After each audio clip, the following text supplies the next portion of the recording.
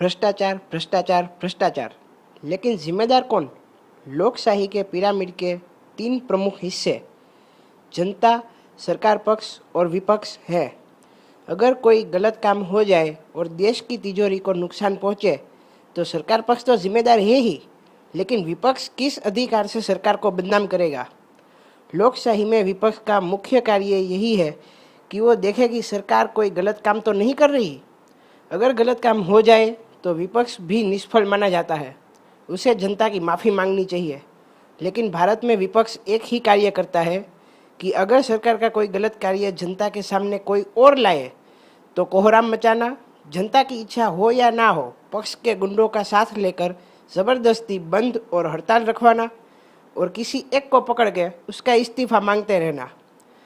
भारत का सबसे बड़ा दुर्भाग्य यही है कि कोई भी नेता अपने अच्छे कार्य के बलबूते पर आगे आना नहीं चाहता, बस सामने वाले को नीचा दिखाकर खुद को अच्छा साबित करने की कोशिश करता रहता है। या तो इससे भी बड़ा दुर्भाग्य ये है कि भारत की जनता को गुलामी की आदत हो गई है। पहले राजा थे, बाद में अंग्रेज और अब नेता या अधिकारियों की। लोगों का रवैया यही होता है कि अरे ये तो नेता और अधिकारी है, उनके पास सत्ता है, पावर है, उनके सामने नहीं बोलना चाहिए। अरे भाई ये क्यों? उनके पास बस थोड़े ही अधिकार ज़्यादा है, लेकिन उनके सामने उनका फ़र्ज़ कई गुना ज़्यादा है। और अधिकार भी भारतीय बंधारण ने इसलिए दिए हैं कि उनको प्रजा के काम करने हैं। इसीलिए बिना डरे जो सच्चा है उसे साथ दो और जो बुरा है वो कितना भी शक्तिशाली हो उसका विरोध करो।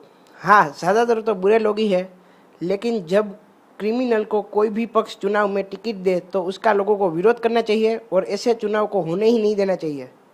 सबने मिलकर चुनाव को मजाक बना दिया है। उनको याद दिलाना चाहिए कि हमारे स्वतंत्र सेनानियों ने खून बहाकर आज़ादी इसलिए नहीं दिलाई कि कुछ गलत लोग मिलकर प्रजा को बेबस करें और उनकी गरीबी, भूखमरी, बेरोजगारी का हजारों करोड़ों रुपए का कांड करके मजाक उड़ाए। हाँ, समाज में कुछ लोग जागरूक हुए हैं, लेकिन वो सिर्फ फेसबुक पर अपशब्दों का इस्तेमाल करके चुप हो जाते हैं और वो सब उनको अन्ना केजरीवाल जैसे लोगों ने ही सिखाया है, जो है तो सामाजिक कार्यकर्ता लेकिन समाज को ही बिगाड़ रहे हैं। और मीडिया उनको गांधी जी के साथ कंपेयर करती है। अरे अगर इज्जत नहीं दे सकते तो कम से कम बेइज्जती तो ना किया करो। लोगों को समझना चाहिए कि ऐसे सामाजिक कार्यकर्ताओं से उनको कोई लाभ नहीं है। अंत में तो आधे राजकारणी ही बन गए ना।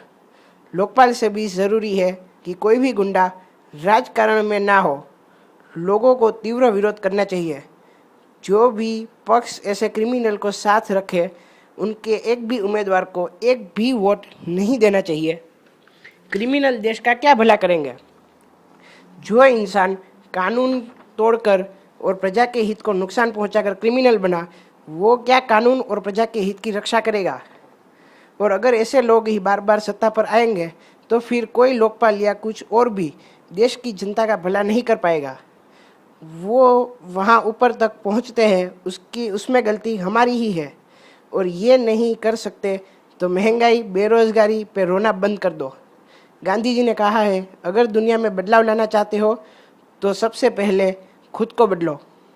थोड़ा ही परिवर्तन कैसे नतीजे लाता है उसका एक उदाहरण, चुनाव में पोस्टर, सभा, प्रचार, इन सब पर फालतू की चीज़ों पर पैसे का व्यय करते उम्मीदवार को अगर लोग ही कह दे कि आप सिर्फ एक बार ये बता दो कि आप यहाँ से चुनाव लड़ रहे हो और चुनाव फंड के पैसे से यहाँ की प्राथमिक ज़रूरतें पूरी करो, जैसे कि सड़क, स्कूल, हॉस्पिटल की मरम्मत, बिजली, पानी, पीने का पानी वगैरह वगैरह, और कौन सा उम्मीदवार कितने समय में कैसा अच्छा काम करता है उसके ऊपर से हम वोट दे देंगे, तो देखिएगा 5 साल तक चल जाए ऐसी पक्की सड़क बनेगी।